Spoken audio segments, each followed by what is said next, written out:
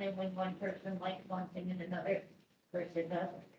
Okay, what I told at the beginning is, we're gonna try and have a report that says this is where the majority of folks are, Okay, and minority opinions were here, here, here, and here. okay, All right, so that your stuff is together. Your committee's report is your committee's report. And I've also tried to be real upfront with you that I am expected also to make recommendations. is that report or separate? No, separate. Your report is your report. All right? We're trying to help you with it, but I want it to be your report. All right, that's my goal. Okay, we can do this a couple of ways. Somebody asked about how the committee was put together. We asked folks to join the committee. We tried to go out to social media. We asked the council members to publicize it. Folks, about 50 folks said that they would like to be on the committee. I tried to make sure that there were folks from every ward. There were some homeowners, there were some renters, there were some multi-unit owners, there were some single-family owners. Each ward as diverse in terms of income as I could find, because we did ask you broad income categories. Diverse from demographics. Tried to do the male-female split. And then I took 18 folks to the city council and the mayor for their approval or their addition or subtractions. And so that is how the committee was established. I just saw that there was a question about that online. Because I know I didn't handpick you guys because I didn't know any of you. Okay, what I'm going to do, and Jeanette, if you can chime in as we go through the buckets. I'm probably not going to get everything, but I'm going to try and go through what you've got and your buckets here in case I have any questions. So I'm going to start down here on billing and customer service. And I've got billing by the city, have only local contacts for billing and customer service, some more billing by the city, discounts for yearly billing or yearly payments, a better website to order bulkies, options for monthly, quarterly, or yearly billing, city to handle all customer service questions and issues, language assistance readily available, multilingual support, walk-ups for services and anyone who asks, support and service running through the city, so that the customer service through the city instead of the individual haulers. I think that's kind of what's on this one. Jeanette, were there some additional ones online? What was the category again? Sorry. Billing and customer service. There was a comment about kind of auto bill pays, making sure that it's easy to do. Concerned about some of the late bills getting to people late, like happened recently, and people being aware that they don't have to pay that late fee or aren't going to get charged that late fee. And then there was a comment about not seeing a need for the city to be involved. Okay. Okay. I'm going to come over here on the next contract mechanics. I've got RFP with several pluses on it to let haulers compete. Include a municipal collection option. Winning bid should have official presence in St. Paul. Negotiate with the existing consortium is one that's on here. Open meetings, transparency on the negotiations of contract details. Contract end date, we've got several like less than 5 years, less than 3 years. What can the haulers offer if they were to negotiate for a discount? And more teeth in the next contract to enforce customer service and transparency of changing county fees and the impact on prices in the next contract. Jeanette, were there some online thoughts about that? Payment, I'm just looking at my list. The next contract mechanics. Next contract. So I don't think we got to that one, and I apologize for the folks online. No problem. Okay, so next one is bulky items. And what I'm seeing here is opt-in, so that bulky, service for bulkies is not included automatically. Make something à la carte. Who is authorized to schedule a bulky pickup? Is it the homeowner, or for rental properties, the renter or tenant? Easier ways to schedule pickups, including language lines.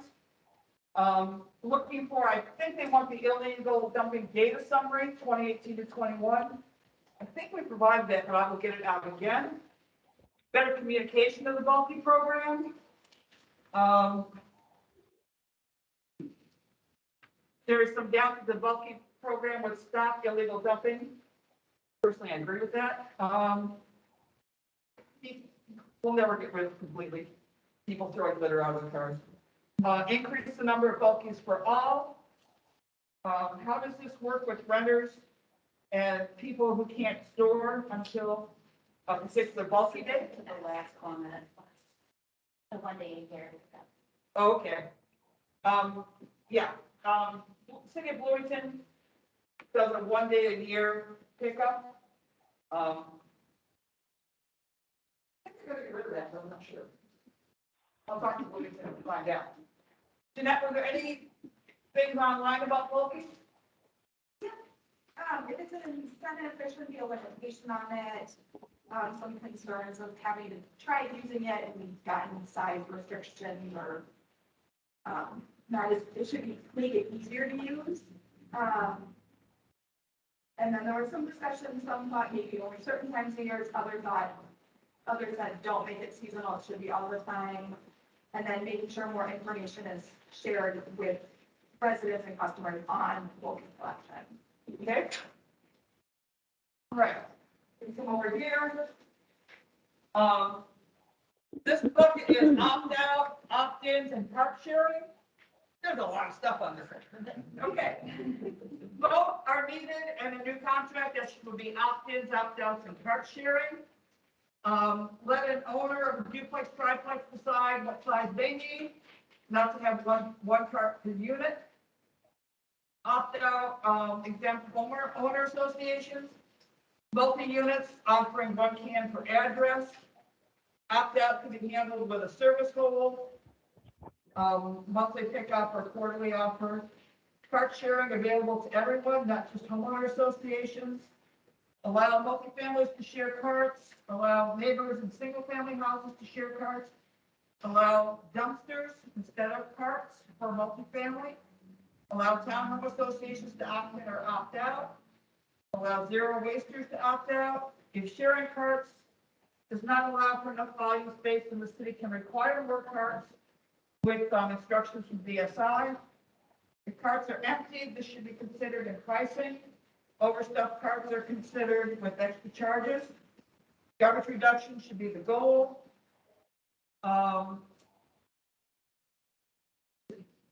Opt-out and cart sharing allows privileged residents to get a discount and creates inequalities. I don't want widespread opt-outs. So this is one where we're going to have, when we do the report, you probably won't have a majority minority. We're going to try and make sure that all of your viewpoints are put together. That's the gist. Jeanette? We had another comment about having dumpsters, allowing those for either buildings or you can find black, and then also sharing carts to reduce costs. Okay. I'm going to go over here to green. And online, please make sure that you can hear me because I'm in a different part of the room. So for green ideas, electric garbage vehicles, encourage less garbage by giving small container users a way better deal. Incentive to recycle would be by providing the money to recycle. Include 4+ apartments in the contract to reduce the number of trucks in neighborhoods. Incentive to reduce total waste. Reuse of mattresses. Recycling. There used to be a recycle website. Track total waste across the city so we can accurately gauge waste reduction plans and goals. Track and reduce vehicle miles traveled, including from the haulage garage to the service area. Connect did you have any others online with Green? Did not know. Okay. Cost, pricing, services. Can I have a question from online? Sorry. Yes, ma'am. I'm trying to keep up, I've got a lot of questions. No, ma'am. What was the minority opinion on opting out? Seems like it was strongly supported. And I know it's back a category, but. This one says, I don't want widespread opt-out. It costs money to check to make sure properties are still cleaned up and everyone has some waste. Cart sharing should be applied for with a fee to pay for DSI at the minimum. And thank you. Another one is opt-out and cart share allow privileged residents to get a discount and creates inequality. One of the benefits of the new system is it's more equitable. Opt-out and cart share risk privilege with knowledge and resources to take advantage and be subsidized. Were y'all able to hear that? Yes. Okay. Cost, pricing services, service holds and cash flow. Charge by weight. If not much trash in the trash cart, give a discount. Get rid of having to give reasons when placing a service hold. Charge by volume, so smart carts don't subsidize large carts. Break out the city admin fee. Cart buying and replacement costs, city admin and cash flow. In other words, folks want to know exactly what those are. The city budget, income and expenses, single family home, extra carts, and multifamily additional carts. I'm not sure exactly what that is, but we'll find out. Decrease the overall cost for all. Service hold and opt-out are separate issues and should remain separate. Service hold should not be used in place of opt-outs. There's a minimum cost of garbage that should be paid regardless of how much is thrown out. The city should handle customer service and billing. The garbage cans, gallon size should represent the charge. Big can, $3 signs, little can, $1 sign. A written plan to hold or stop garbage temporarily that outlines what qualifies, how much is safe, thank you, when to stop and resume. Explore 5+ unit service. More programs and outreach for bulky programs. Finish writing out of that. Require haulers to have city office within the city. Discount for one-time billing. That's, I think that's the yearly thing that we heard earlier. Discount for no bulky pickup. And make all apartments use this so that they can do a dumpster and a dumpster charge. Thank you. To that, cost, pricing, and services. Yep, so don't want additional cost for an open cart or the lid being up a little bit. More information for new residents about cart size. When you move in, you know, you could change that cart size. And then concern that the administrative fees that the city's charges are too high. That was it. Okay. Yard waste. This one is relatively short. Keep separate. Not everyone uses it or does their own composting or brings it to the Ramsey County Yard Waste site. Keep the a la carte. Make it into the cost of service and make it included with the service. Have the ability to pay per bag or leaf removal instead of an all things in the contract. Jeanette, were there yard waste comments? We just had some discussion on cost, but no additional comments, which is on current state. Okay, other cities doing something we like. Yard waste by the bag instead of a whole year contract. Move trash hauling to a city department versus trash businesses. Single hauler municipal service. Single bill for yard waste and extras all in one. Citywide bulky pickup days and weeks, especially around college campuses. Prices closer to Maplewood or lower, understanding Ramsey County taxes higher. One-time collection at curb of all items. So those are some of the things that especially Maplewood and a couple of other cities are doing. Did that, were there things online that other, Yeah, additional comment on yard waste and being able to pay per bag, comment about other cities being able to get stickers for yard waste bags. And then comments about pricing being better in other cities being less. okay? Do you know anything about Brooklyn Center, Brooklyn Park, and their yearly pickup or tri-yearly? Yes. Is that like the Bloomington one, except they only do it like once every 3 years? It's sort of like the Bloomington one. The Bloomington one, anything can go out. And so you'll have somebody that puts out a can of bent nails and right up to an entire huge hot tub. And there's not like 1, 2, or 3 things. I've gone to it, it's incredible. People come and like take things, because it's like a huge garage sale. It's free. Oh, when and where? And I will say that Bloomington is changing, because I will tell you, if you're a hauler, it's telling. All right, because I am serious, from one lot line to the other lot line, 15 feet deep, there are some yards that just get inundated. They know that grandma says, for instance, oh, they're doing our collection this week, and tells all the grandkids to bring the stuff in.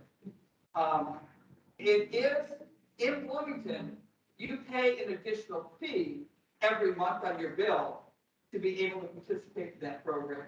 So it's not included with your bill. But I just learned about this program up in Brooklyn Center, Brooklyn Park, where it's once every 3 years, they rotate to the Yeah. areas. And they take everything. Yeah. No cost, Well, it's not no cost, no additional cost to their monthly bills. no additional cost. No business. Nothing about trash is free. I'm sorry, it's just not. In my dreams some days, but. Okay. Billing and customer. That one. We did that one. The haulers. Okay, the hauler bucket list, thank you. Okay, the hauler bucket list. Make the city the hauler, local customer service, or teeth of the contract to hold haulers accountable for service. Okay. Jeanette, were there any other comments online? There are some additional comments from that one about making the city the hauler, so adding on that, solid as potentially being less complaints, then there'd be city workers. But it could be very expensive. So over time, maybe the city should look at doing it, but it might be more economic to let a private entity do it. But the contract needs to be more strict so the complaints are reduced. Okay. Okay. What I will do is, we'll take these, I'm going to buy bucket, put them together so that where we can find commonalities, we'll try and get those all together. Where there are differences, I'll try and make sure that those are in the bucket. So that next time you can start to put together where you want your report to be. And we'll go through them by buckets. Next time, we also have the haulers coming in. And so what Greg would like to know is, do you all have some specific questions that you want to ask the haulers? Should we email those to you? Either that, or if you've got some tonight, Alicia. What are the hauler's biggest gripes and dislikes of the current contract? Yeah, What do they what complain do about? they like and what don't they like about it? Well, we have one idea. Sorry, I didn't hear that. But it was just some snide comment. Greg has pretty thick skin. He's been a hauler for a long time. Yes, sir. So what is their bottom line and what are they willing to take, knowing that they possibly could lose the contract themselves? Okay. Okay. Are there specific service issues that you have questions about that you think that they could answer?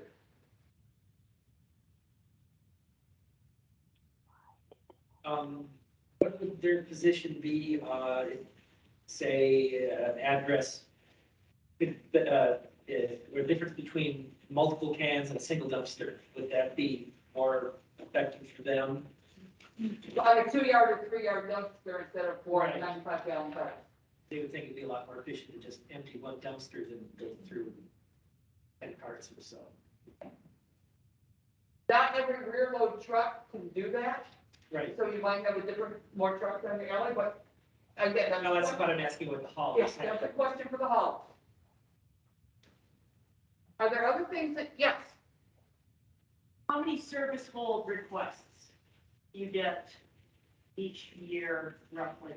We average 125 a month. They're much higher in the months of the winter snowbirds. And I actually can provide you every single month total of service holds from 2019 to date. We can always report them to us every month. Okay, but on average in the whole entire city. 125 a month. Well, there is an appeal option for temporary service holds. I can tell you, we've had a couple, maybe, where people have come to us and said they've been denied. But on the form, it does say if you've been denied by the hauler, contact the garbage program and we assist with that. So there have been some cases where there's been mistakes made and then it's applied, but it is, we do have that number. So I know it's a hauler question, but they send that data to us every month. I didn't know there was a form. Yeah, stpaul.gov/service goals. We've got all the details. Or give me a call. Yeah, what other reasons one can have to look for their service hold? There's no line But on the it's form like, that asks for a reason. it's almost like you treat kids, like kids. It has to be, there's a parameter, a minimum of, I think, of 4 weeks up to 26 weeks. You have to request 2 weeks in advance. But the form itself, doesn't actually ask for a reason. Well, I thought you'd have to like sign your life. There was some, I guess in the early. Which battery is running low? I didn't even know about the form. I sent it for. Okay. So I need to press it, I put the insurance here for. There are 2 different options. There's a long-term service hold, which is unoccupied dwelling request form if the unit's unoccupied, and then there's Oh, a temporary but service. it was occupied, you couldn't be there because of that, so stuff was there. You didn't pay rent, but I paid cash. Oh, here, Susan. I know, I wasn't here the first year of the program, but I did hear there was a rough start with those service holds. But Thank we will put out some messaging on that. You know, you bring this the whole time, it is not mine. You have to be like secret in the hospital. It's in the Okay. unit, guys. So the folks on the line can hear, one at a time, please? Did you have something? So, yeah, so the folks can hear, because when there's 2 people talking, they really can't hear. No, we were just discussing service holds. Okay, Just like entirely, like, I guess I wasn't aware that it's changed a bit, like the laws for it. You can like go to jail. No. Like, I don't think the rules have changed. I think I wasn't here the first year, so I can't speak to what problems happened then. We have been putting that information for the last 2 years into the annual disposal guide that's mailed to every resident to highlight that there are 2 service hold options. But there's the 2, that one goes to the hauler, that's temporary service up to 26 weeks. No reason is required. The only thing you're seeing when you submit both service holds is that the property is not actually occupied. And that if there is evidence about, that somebody's occupying the home, that your service hold can end. So you can't use it to opt out, but yeah. so then why not, right? I mean, we don't have to discuss. That would be a way. You have to have a card to have one, but you can do service too. That would be a compromise. Yeah. But that's what I thought, was cold, because his stuff was there, but he couldn't be there, because he couldn't use it there.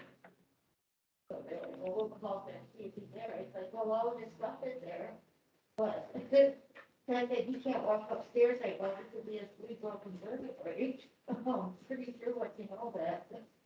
Is that currently going on? No. are there other questions that you guys are gonna have that you have that you know of now that you would like the haulers to address the next meeting? I wonder where the, penalty fee for having your car open 3 or 6 inches or whatever is the number, where did that come from? And why is it necessary?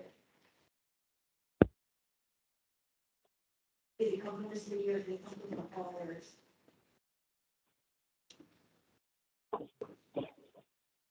Yes, I've noticed between the different haulers and the different service that we get, some of the haulers have 2 humans per truck, one driver and one on the back, and others only have the driver.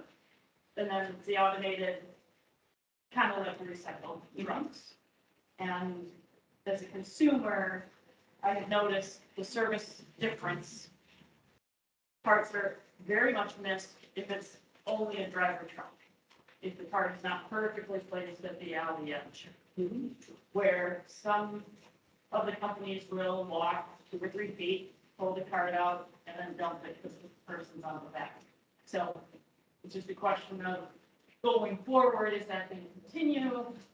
Is the industry changing to one way or the other? Is it a company specific thing? I've just noticed that. it's a The level of service. it's a company-specific thing. Okay. I've got pluses and minuses, but we will ask the haulers to discuss that. Okay, any other questions that you think you'll have for the haulers? Next meeting that they're coming? That's the next meeting. Now, we had originally said about 20 minutes, but I'm guessing that you all may have more questions, and so, again, that's kind of what you said originally. Do you want to is there a time limit that you want to place on their discussion? Or just as long as it takes? What else is on the agenda? We'll be starting to go through this to develop your report. But I just about guarantee we won't get that finalized in one meeting. Yes, sir. Is it gonna be all 6 haulers or just 2, or how many haulers are gonna show up? Greg? So it appears that all 6 haulers will be here, but because we are one group, I will be the spokesperson presenting it. And then, well, can we talk to each of the haulers individually? So we'd have one in here, the other 5 would wait. I don't know if they would agree to that. So the concern that the consortium has, right, because it is a consortium, it is a group, an entity, a legal entity. To single one out, probably isn't acceptable. We have to kind of think about how that looks, because it is one entity. Now, you obviously can have a place where you're on hauler and deal through the Zendesk and all that, but I mean, we can share the concern, whether or not you get an answer might be the problem, but you can certainly ask the question. And I'm gonna take a guess here. There are a couple of companies that have considerably more complaints than other companies. And the consortium has been notified by the city that the city expects the consortium to be dealing with that particular issue. So if that's kind of where that question was coming from. No, I'm talking more financially. What, if you get them a loan, are they all, as a group, they're gonna say, this is what we're gonna offer you? Individually, are they willing to say they're willing to do something? If we give you the sole contract, what are they gonna do? I mean, that's the RFP later, and that's the purpose of. Well, If we're just gonna have him speak for them, then it's no use to even have him come in. So maybe I can answer this question, or maybe this will open it up a little bit. There is no one member of the consortium that is going to bid on the RFP. The only people that can bid on the RFP is the licensed hauler in St. Paul. And the consortium is an entity that will not be disbanded unless the OTC agreement is expired. So the public will not bid, or we're doing RFP until September 30th, 2023. Waste Management will not proceed with the RFP. It's not like waste management, but okay. Frank, that would surprise me a great deal, What's that? because the city is going to have a contract in place with somebody before September 30th of 23. And if it is the consortium's position that none of them will contract, will place a proposal in separately, then I understand that completely. But I also hope that the individual members understand the risk of that. They do understand the risk, and they are a united entity until September 30th, 2023. Okay.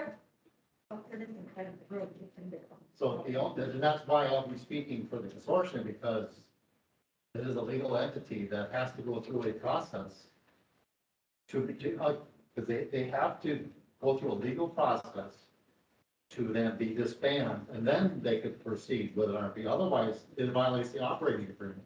But how does that work with all these companies that are selling out? So this consortium had like 16 people or whatever it was to begin with, and people keep, I mean, obviously you don't have all those companies still, so people can break back and disband.